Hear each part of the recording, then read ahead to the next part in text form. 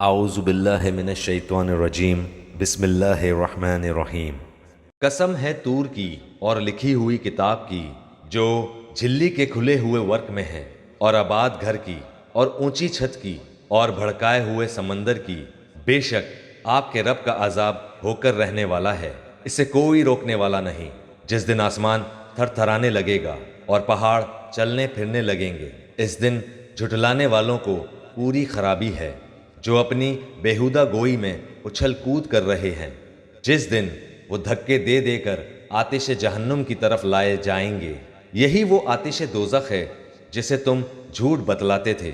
اب بتاؤ، کیا یہ جادو ہے یا تم دیکھتے ہی نہیں ہو؟ جاؤ دوزخ میں، اب تمہارا صبر کرنا اور نہ کرنا تمہارے لیے یکساں ہے، تمہیں فقط تمہارے کیے کا بدلہ دیا جائے گا۔ یقیناً پرہیزگار لوگ جنتوں میں اور نعمتوں میں ہیں، اس پر خوش خوش ہیں، اور ان کے پروردگار نے انہیں جہنم کے عذاب سے بچا لیا ہے۔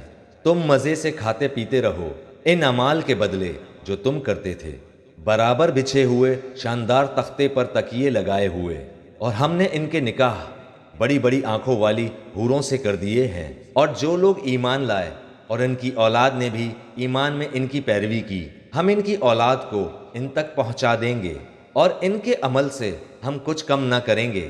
ہر شخص اپنے اپنے اعمال کا گروی ہے، ہم ان کے لیے میوے اور مرغوب گوشت کی ریل پیل کر دیں گے۔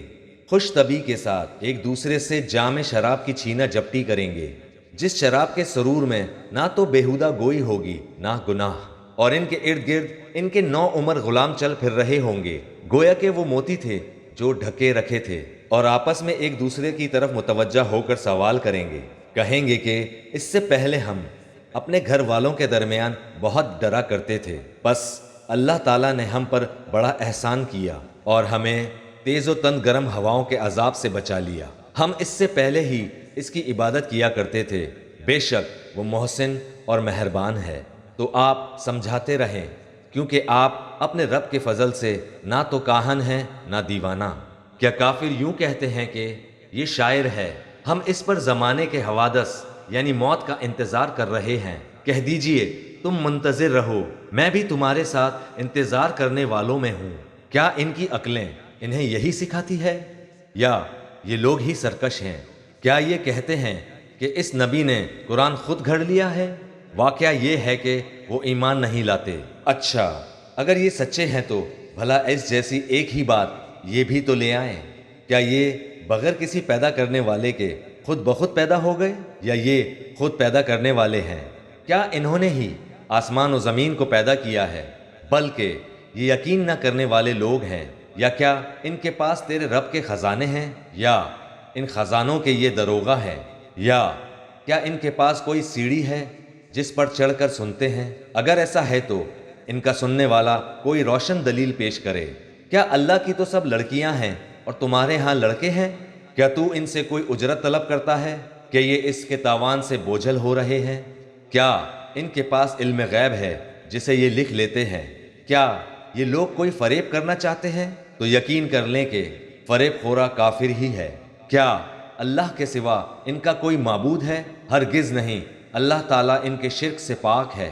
اگر یہ لوگ آسمان کے کسی ٹکڑے کو گرتا ہوا دیکھ لیں تب بھی کہہ دیں گے یہ تہ بتہ بادل ہے۔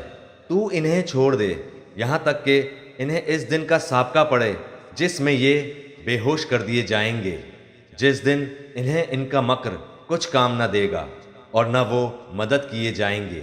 بے شک ظالموں کے لیے اس کے علاوہ اور عذاب بھی ہے، لیکن ان لوگوں میں اکثر بے علم ہیں۔ تو اپنے رب کے حکم کے انتظار میں صبر سے کام لے، بے شک تو ہماری آنکھوں کے سامنے ہے۔ صبح کو جب تو اٹھے اپنے رب کی پاکی اور حمد بیان کر، اور رات کو بھی اس کی تسبیح پڑھ، اور ستاروں کے ڈوبتے وقت بھی۔